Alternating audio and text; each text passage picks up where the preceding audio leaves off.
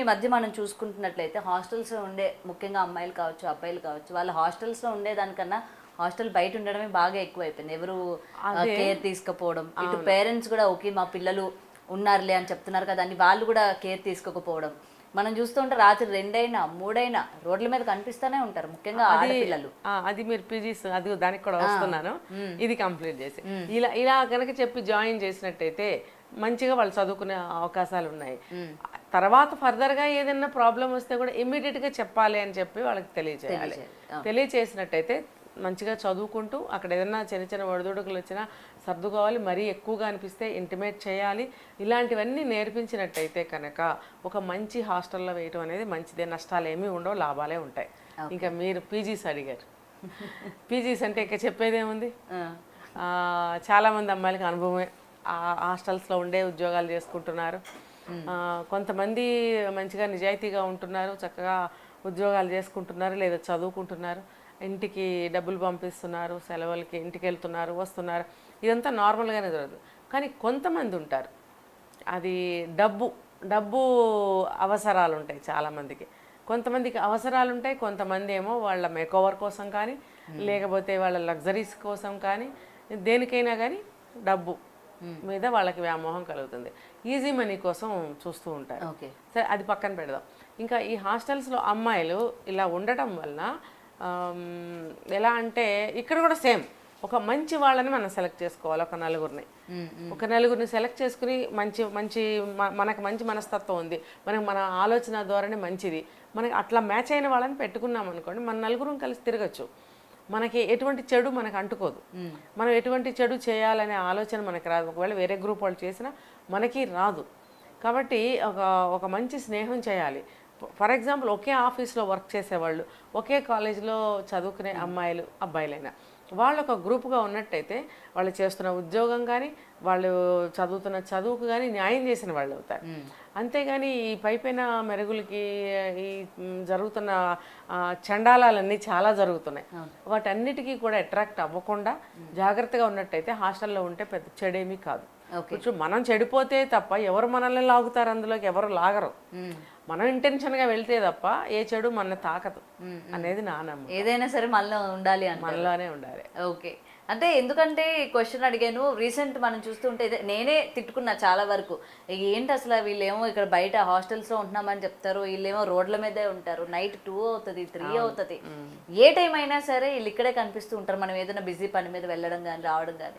మరి ఇంట్లో ఉన్న పేరెంట్స్ ఏమో వీళ్ళేమో చదువుకుంటున్నారు, ఇక్కడ ఉంటున్నారు, జాగ్రత్తగా ఉంటున్నారు అనుకుంటారు, వీళ్ళు చేస్తున్నవేమో ఇవి అని చెప్పి ఈ మధ్యకాలంలో ఈ హాస్టల్స్ కల్చర్ కూడా బాగా ఎక్కువైపోయింది. ప్రతి ఇంట్లో కూడా పిల్లలు హాస్టల్స్కి ఎక్కువ ప్రిఫరెన్స్ ఇస్తూ ఉన్నారు. మనకు ఆ ఫ్రీ లైఫ్ కావాలి, ఫ్రీడమ్ కావాలి, ఇంట్లో ఉంటే మనకు అది దొరకదు అని చెప్పి కూడా.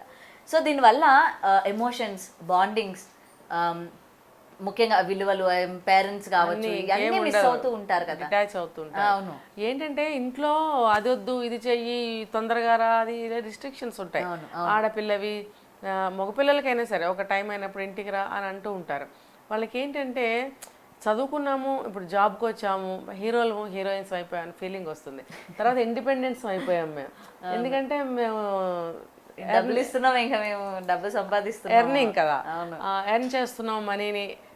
మమ్మల్ని ఇంకా రిస్ట్రిక్ట్ చేస్తారేంటి, హాయిగా కొన్నాళ్ళు బయట ఉంటాం మేము అని చెప్పి పేరెంట్స్కి ఇష్టం ఉన్నా లేకపోయినా హాస్టల్స్లో ఉంటున్నారు. బయట వేరే ఊరు నుంచి వచ్చి ఉండేవాళ్ళు ఉన్నారు, లోకల్లోనే దూరంగా ఉంది ఆఫీస్ అని చెప్పి వచ్చి ఉండేవాళ్ళు ఉన్నారు. ఎలా వచ్చినా సరే నేను చెప్పినట్టు ఉంటే ఏమీ ఉండదు, కానీ వాళ్ళు ఉండలేకపోతున్నారు. ఇప్పుడు దీని మీద నేను చాలా వీడియోస్ చేశాను కాబట్టి నాకు కామన్ అయిపోయింది మాట్లాడటం. ఏంటంటే ఇప్పుడు ఊరు నుంచి వచ్చిన అమ్మాయిలు ఉంటారు, పాపం మామూలుగానే వస్తారు, చాలా సాధారణంగా వస్తారు, కొద్ది రోజులు బాగానే ఉంటారు, కానీ వాళ్ళల్లో వీళ్ళు మిక్స్ అవ్వలేకపోతుంటారు, అవ్వలేక వీళ్ళు మారిపోతారు. అది ఒక వాళ్ళ వేషధారణ కానీ ఒక మాటే కానీ వాళ్ళు వెళ్తున్న దారే కానీ ఏదైనా సరే నలుగురితో నారాయణ అంటారు చూసారా, ఇక్కడ కూడా అది అప్లికేబుల్ వీళ్ళు చేసుకుని అటు వెళ్తూ ఉంటారు. కానీ కొన్ని రోజులు అయిన తర్వాత వాళ్ళకి అర్థం అవుతుంది, కానీ అందరు వెళ్తున్నారుగా తప్పేముంది అన్న ధోరణికి వచ్చేస్తున్నారు. అదే చెప్తున్నా, ఆలోచన కూడా మారిపోతుంది. దీనివల్ల వాళ్ళకి ఎంత నష్టమో అప్పుడు తెలియటం లేదు. ఏదో ఒకటి నష్టపోయిన తర్వాత ఏడుస్తున్నారు, ఆత్మహత్యలు చేసుకుంటున్నారు. ఇలా ఎందుకు చేయాలి? మంచిగా మనం చక్కగా మనం సంపాదించుకుందాం, ఒక మంచి వ్యక్తిని చూసి మ్యారేజ్ చేసుకుందాం, పోనీ నీకు ఇష్టమైనప్పుడే చేసుకోవచ్చు కదా. అప్పటి వరకు మంచిగా సంపాదించుకో, ఇంటి దగ్గర ఏమైనా అవసరాలు ఉంటే పంపించు, ఏ అవసరం ఇంటి దగ్గర నీ డబ్బుతో లేదు అని అనుకుంటే నీ డబ్బు దాచుకో, సేవింగ్స్ చేసుకో, చక్కగా నీ నీ నీ యొక్క లెవెల్ కూడా పెంచుకోవచ్చు కదా. మనీతోనే ఉంది ఈ రోజుల్లో అన్నీ అని అనుకుంటున్నప్పుడు నువ్వు మనీ చక్కగా సేవింగ్స్ చేసుకొని నీ నీ ఉపయోగానికి వాడుకోవచ్చు కదా. అనవసరంగా ఎందుకు దానికోసము ఆ మేకోవర్స్కి కానీ వాళ్ళ లగ్జరీస్ వాళ్ళు తిరగడానికి ఇందాక స్టార్టింగ్లో అదే చెప్పబోయే మళ్ళీ డ్రాప్ అయ్యాను. దానికోసం ఎటువంటి అడ్డదారుల్లోకైనా వెళ్ళిపోతున్నారు. ఎటువంటి పని చేయడానికైనా అందరూ కాదండి, కొంతమంది అందరూ వెళ్ళట్లేదు. ఆ వెళ్ళిన వాళ్ళ గురించి నేను చెప్తున్నాను. హాస్టల్స్లో ఉంటే లాభం నష్టం అంటే ఇది నష్టాలు. ఇప్పుడు ఇలా ఉండటం వల్ల మనం చెడిపోతున్నాము, మన ఆరోగ్యం పాడవుతుంది, మన లైఫ్ పాడవుతుంది, మన ఫ్యూచర్ ఏముండదు అనే ఆలోచన చేయలేకపోతున్నారు. వీళ్ళు పెద్ద పెద్ద వాళ్ళతో పోల్చుకుని ఏమంటారు రేవ్ పార్టీలకు కూడా వెళ్తున్నారు కొంతమంది అని నేను విన్నాను. అది చాలా లగ్జూరియస్ అండ్ చాలా ఎక్స్పెన్సివ్ అది. సో మరి అటువంటి దానికి డబ్బులు ఎలా వస్తాయి? ఈజీ మనీ కావాలి. ఈజీ మనీ కావాలంటే ఏదో ఒకటి చేస్తున్నారు, పిచ్చి పనులు చేసి సంపాదిస్తున్నారు. అది అవసరమా ఆడపిల్లలకి?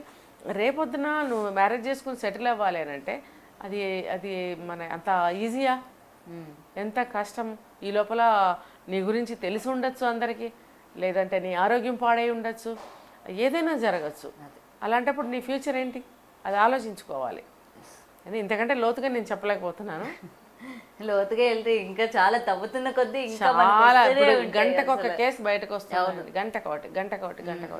ఇప్పుడు మేము ఉండే ఏరియా కూడా రాత్రి 1 గంట 12 దాటితే కూడా గుంపులుగా అదేదో ఒక ఎగ్జిబిషనో లేకపోతే పెద్ద రైల్వే స్టేషన్ లాగానో ఆ జనం వెళ్తూనే ఉంటారు.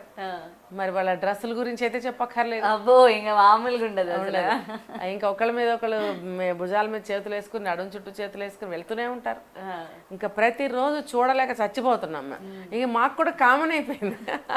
అది ఇంకా ప్రైవేట్ గా చేయాల్సిన పబ్లిక్ గా చేస్తున్నారు, పబ్లిక్ లో చేయాల్సిన ప్రైవేట్ గా చేస్తున్నారు. ఏందో అసలు ఇంకా మనసులు కూడా స్పందించడం మానేసినాయి అటువంటి సీన్లు చూస్తుంటే. ఏముంది, ఇంకా కామన్ అయిపోయింది. కానీ ఇంకా వాళ్ళే తెలుసుకుంటారు, వయసులో వస్తున్నాయి కదా, వాళ్ళే తెలుసుకుంటారు అన్నట్టుగా అయిపోతుంది మాలాంటి వాళ్ళ ఆలోచనలు కూడా. అదే కానీ అది మరి వాళ్ళు తెలుసుకోవాలి. పేరెంట్స్కి తెలిసినా పేరెంట్స్ చెప్పినా వినని వాళ్ళు ఉన్నారు.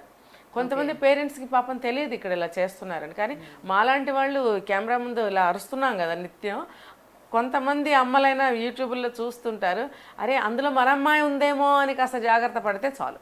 అదే ma'am. Thank you so much, ma'am.